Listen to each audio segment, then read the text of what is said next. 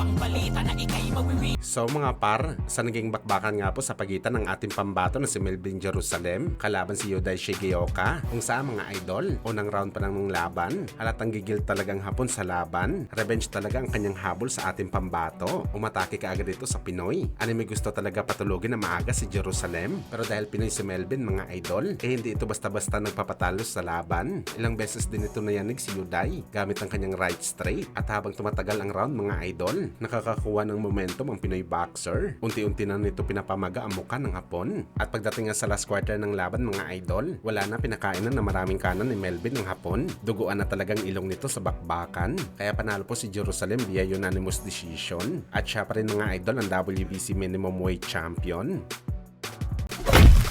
Samantala sa naging bakbakan naman po mga idol, sa pagitan ng dating IBF featherweight champion Binado Lopez na ginanap sa bansang Mexico kalaban si Abraham Montoya, kung saan mga idol, nakuha po ni Binado Lopez ang panalo via knockout sa round 1. Ibang klase pa rin mga idol ang lakas ni Lopez. Una, pinabagsak nito ang kanyang kalaban gamit ang malakas na kaliwa, at nang bumangon mga idol, isang suntok lamang sa tagiliran, bagsak ulit si Montoya. Halos matay si Montoya mga idol sa sobrang sakit na siya ang dahilan para ihinto na ng referee ang laban. Pasaya tayo mga idol na nakabalik na sa aksyon si Binado Lopez sa ibabaw ng boxing ring matapos ang nakakatakot na knockout loss nito na sinapit sa kamay ni Angelo Leo noong 2024, kung saan nakala natin mga idol hindi na makabalik si Binado Lopez sa pagboboxing dahil pagkatapos ma-knockout, nakitaan ito sa kanyang medical exam na merong konting pagdurugo sa kanyang utak. Pag ganito kasi mga idol ang sitwasyon ng isang boxer, wala na, tuluyan na ito magre-retiro sa boxing sports. Delikado na ito sumabak sa ring, baka madali kapag natamaan ng malakas na kamao. Kaya masaya tayo mga idol na nakabalik si Binado Lopez sa winning board.